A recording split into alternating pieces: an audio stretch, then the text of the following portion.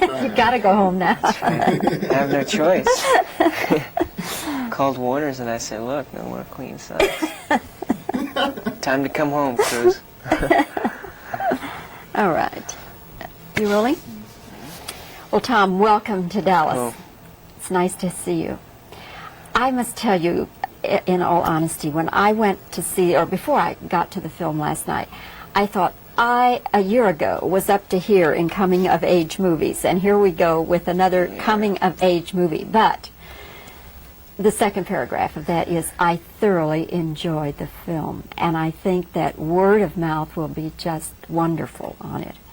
Regular moviegoers by now know who you are from Taps and Outsiders. Outsiders, right, thank you. But I think now that people are really going to know who Tom Cruise is. Are you ready for kind of what could be instant fame for you? Yeah, 3-year instant fame. It's just allowed me more freedom in the scripts and stuff, so I guess it'll be pretty nice. And what about the fan adulation? Because I don't know if you know some of the young people, Matt Dillon, and some of the people who have become teen idols, but it gets pretty heavy sometimes. I guess I'll just deal with that when it comes. I just try to focus in on my craft, and I mean, that's the most important thing in my life, so I guess I'll just deal with everything else. Just keep relaxed. Are you comfortable around people, in other words, fans coming up with autographs? Have you had some of that already? Yeah, I mean, it doesn't really bother me. I mean, no one has been, out and out rude, so. But I hear just horror stories sometimes, so, and I guess I'll just try and keep relaxed about it, Just see what happens. hide out if it gets too heavy. You screen tested for this, obviously. No. No? No, we just taped. It's just like a little taping, like one of these cameras here. Really? What did they have you do?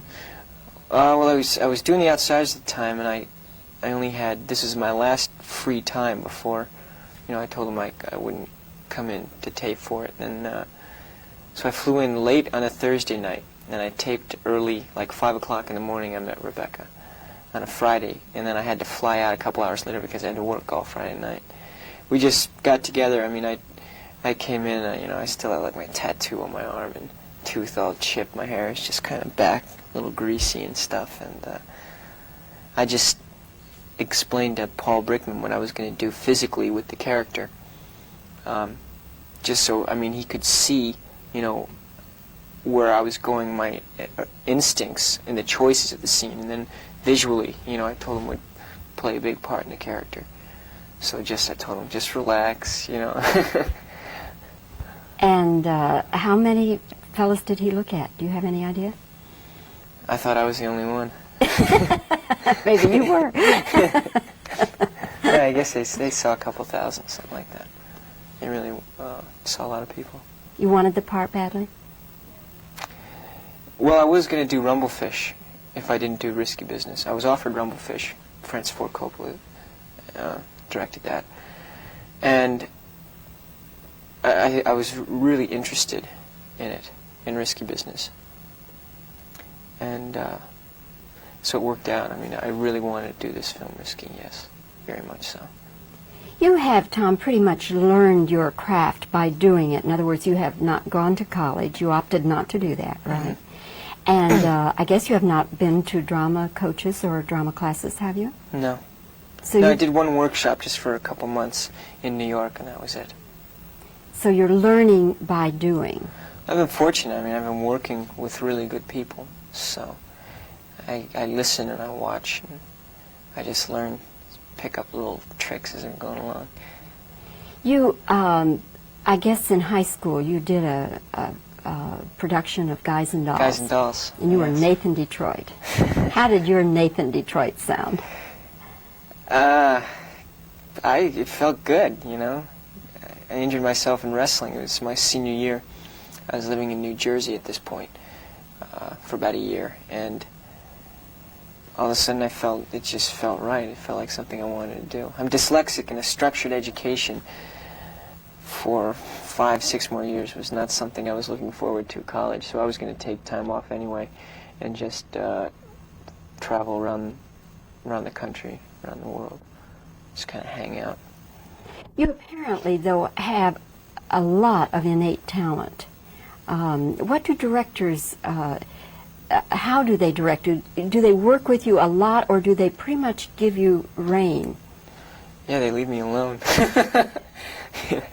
That's, I mean, a director, a good director will listen, you know, and trust his artists after casting them. I've been fortunate. I've really had a lot of room with the directors that I've worked with, you know, Paul Brickman and Francis and Becker and Chapman. But especially Brick, he really trusted me. And I mean, he wrote and was directing the film, Risky Business, on Paul Brickman.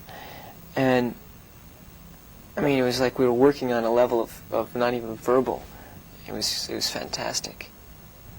Was there a lot of personal identification with this character? Because on the surface, it would seem like you're nothing like this guy.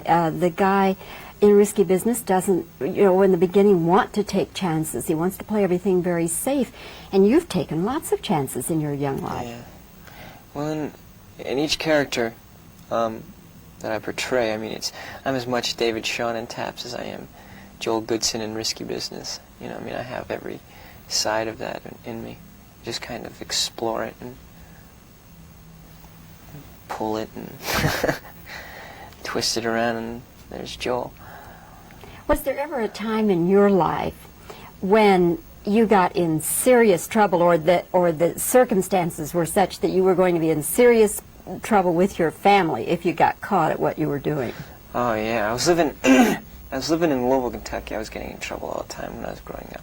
I had problems. But at this point I was living in Louisville, Kentucky.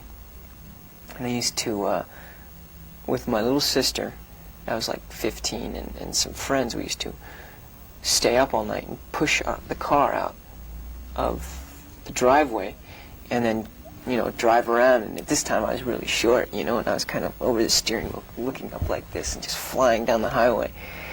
And I ended up wrecking the car, the door. I mean, then I tried bending it back in place, and then when I was pushing the car back in, I used to do this all the time, but you have to push it up this little hill and then down. And I was pushing on the steering wheel, like my little sister was behind the car and friend were on the other side, and then I pushed on the steering wheel and the horn goes, eh! I was like, oh my God. And this nosy neighbor who was like always on my case opens up the window. Who's out there? What's going on? And I said, it's me, Tom. You know, I'm delivering papers, because I deliver papers and stuff. And breakfast time came, he knocked on the door, came over and said that I was pushing the car back in. I got nailed. I got busted. Campused again.